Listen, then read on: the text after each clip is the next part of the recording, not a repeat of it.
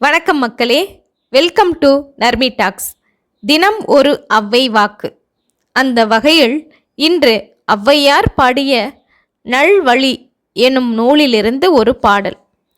ஆண்டாண்டு தோறும் அழுது புரண்டாலும் மாண்டார் வருவரோ மாநிலத்தீர், வேண்டாம் நமக்கும் அது வழியே நாம் போம் அளவும் எமக்கு என் என்று இட்டு உண்டு இரும்.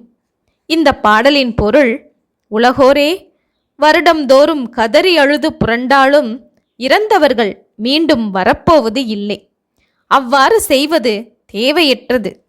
நாமும் ஒரு நாள் அவ்வாறே போக வேண்டியதுதானே என்று எண்ணி பிறருக்கு ஈகை செய்து நீங்களும் நன்றாக உண்டு வாழ்வீராக என்று நமக்கு அறிவுரை கூறுகின்றார் ஔவை பிராட்டியார்.